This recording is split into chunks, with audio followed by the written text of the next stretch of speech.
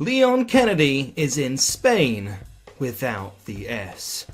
But also, he is in regular Spain, which is a rather fascinating setting for a medium that is often surprisingly unadventurous with settings. As us grizzled gamers should all know by now, video games can be set in one of two places: feudal Japan or a grassy field that looks like Breath of the Wild. However, my one-time viewing of acclaimed 2007 Spanish found footage horror film Remake tells me that the Spanish setting was pulled off very effectively here. It is every bit as terrifying and daunting as the media have shown us, and there's not even a quasadilla in sight. Today, with the shadow of its 2023 remake looming high overhead, we seek to discover how well the original Resident Evil 4 holds up. But how do we intend to do this? And more importantly, who am I?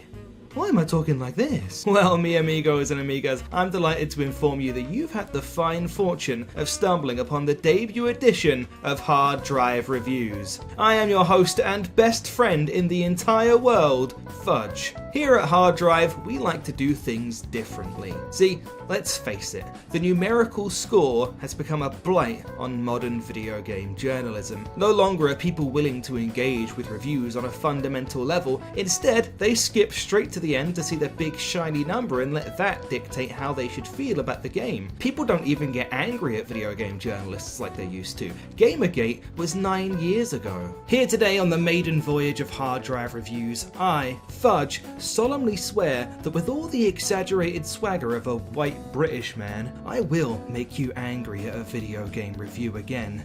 And how will I achieve this? Simple. I will not cater to you whatsoever. Hard Drive Reviews will feature no numerical score and no equivalent rating of any kind. And in order to further obscure any straightforward value judgments, I am strictly prohibiting myself from using the words good, bad, or any of either word's countless synonyms in this video series, ever. Does this all make sense?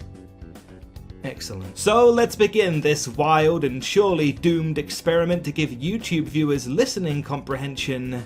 Let's begin with Resident Evil 4.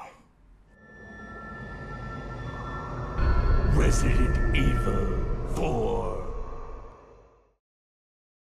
Resident Evil 4 was first released on January 11th of 2005 as an exclusive for the Nintendo GameCube, which is a bit like selling mustard gas exclusively at Build-A-Bear. Confession time. I have never been inside a Build-A-Bear. They are comparatively sparse in the United Kingdom. I largely wrote this joke to be palatable to the American audience, whom I suspect will make up a large portion of its viewership. Confession time. I will likely never go inside a Build-A-Bear, as I will likely never go to America, for almost everyone born there deeply disturbs me. Leon Kennedy has the unfortunate distinction of being both an American and a cop, and as such, I spent my first few hours of playtime getting him violently killed over and over again for my own personal amusement. But eventually, it came time to buckle up my tight little bottoms, flip my gorgeous fringe aside, and get to work. That one was actually an accident. And as my work began, I found that Resident Evil 4's most obvious strength was in its pacing. There is well and truly never a dull moment in Resident Evil 4. It is constantly switching things up and throwing new enemy types, bosses, mini-bosses, and set pieces at you. The set pieces in particular are increasingly ridiculous and awe-inspiring in flavour. Leon's anime-style showdown with fellow grizzled High School Musical cast member Jack Krauser comes to mind, and I'm going to be thinking about getting chased by that giant Salazar statue for a while. Resident Evil 4's core gameplay had the potential to get real old real quick, but it doesn't, because it's always mixing things up and introducing new things to you. Ironically, Mario games are typically designed in a similar fashion. They don't like to rest on their laurels for too long. They'll introduce a new mechanic, flesh it out over the course of 1 or 2 levels, and then do away with it forever. This is a poignant example of what game design is often like at the highest level, but of course, it's hard to make a one-to-one comparison, as Mario is set in Italy and Resident Evil 4 is set in Spain. So, what is Leon Kennedy doing here in this terrifying Spanish hellscape? Well, it's pretty simple. He's here to rescue the daughter of the President of the United States, Ashley Graham. She's been kidnapped by an evil cult who are practically worshipped by the rural villagers nearby as they were brainwashed by a mind-controlling parasite from Las Vegas. Himbo Leon over here also gets injected with this parasite, but all it seems to do is trap him in a 3 Days Grace music video. There's a lot more crazy stuff going on with Ada Wong and this dude who you play COD Zombies with for a bit, but I have to be honest, I kinda zoned out after a while. There's a lot of buzzwords thrown around, and frankly, there are more pressing matters to attend to. I'm about to say something that you're really gonna hate.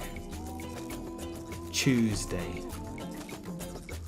Now I'm going to say something about the game that you're not going to like either. Many people cite Ashley and her constant escort-adjacent escapades to be the most tiresome part of the game. You will need to save Ashley a lot, and she will shrilly scream for you to do so quite frequently, but I personally find the discourse around this element of the game to have been greatly exaggerated. I find that in a game in which your main character moves with all the grace and fluidity of a Centurion tank powered by feces, and in which a strict inventory system constantly forces you to dump all your best hash by the wayside, the one thing the gamers are making a big ruckus about is the woman who needs saving.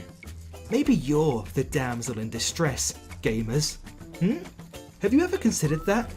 Maybe you're the ones who need help. Oh, hang on, I'm coming. Late in the game, Ashley, who otherwise needs manual button prompts to help her get down ladders, wordlessly operates a literal bulldozer to get her and Leon through a tunnel. The only verbal communication that suggests that she can and is about to do this is her getting in the driver's seat and saying, "Leave it to me, Leon."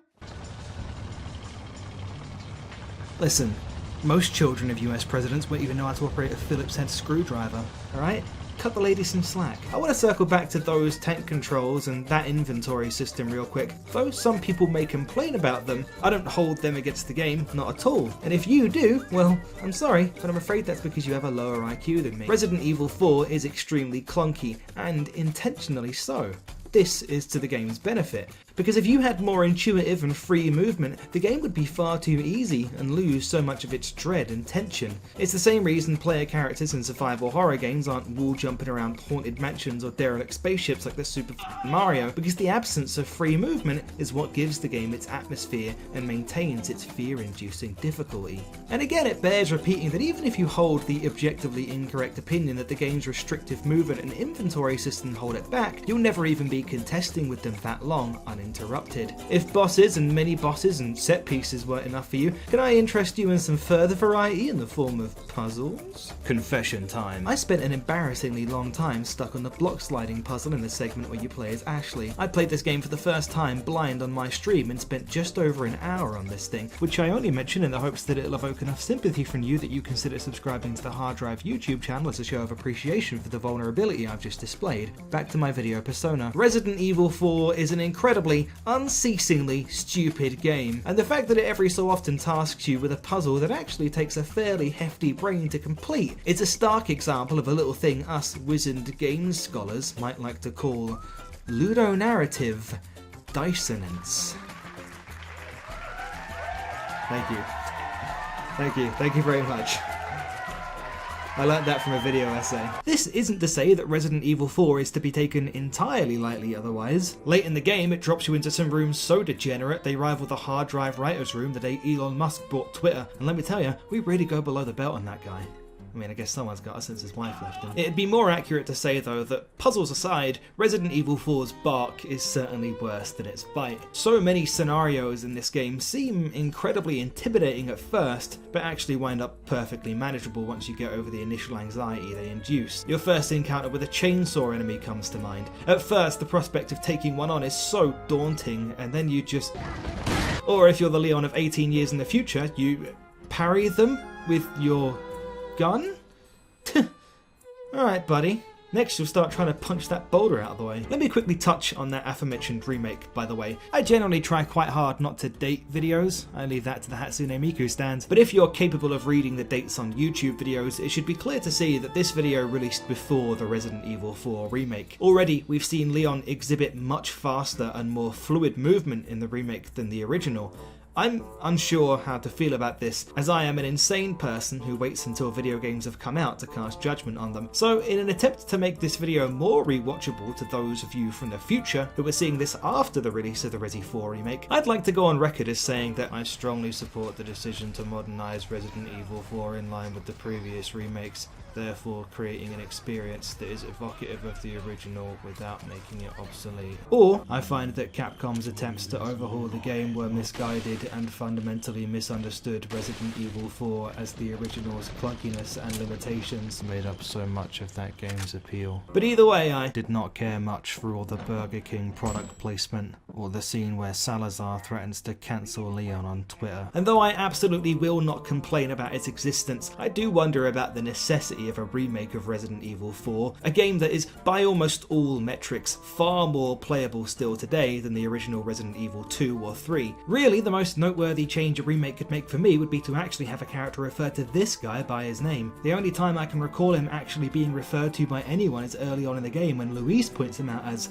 the Big Cheese. And I am somewhat embarrassed to admit that, knowing how corny this game could be, I spent its entire duration, both before and after the boss fight in which Leon kills him, thinking that that was actually his name. Turns out, according to his wiki page, that he's called Bitores Mendez, and yet for upwards of 12 in-game hours, he was the Big Cheese to me. I also really thought he was going to be like the final boss or something, because he's in all the game's key art and marketing and stuff, and I was really surprised when he was just like the boss of Act 2 or whatever. I don't know. Was that just me? Am I just crazy? What I'm saying is, justice for the Big Cheese. I think it's fair to say that Capcom likely see this remake more as a no-brainer money-making opportunity than an earnest attempt at rejuvenating the perception of an otherwise long overshadowed classic. Where there's money to be made, post-2016 Capcom will make it. And hey, I don't begrudge them for that, but I'll put it simply. The original Resident Evil 4 never gets old. Because it never allows itself to. It may have been out for nearly 2 decades now, but the way I see it, it doesn't look a day over 16. I had a joke about YouTubers here, but I'm gonna leave it. Now if you'll excuse me, I have to go and hold this Spanish accountable for Pitbull.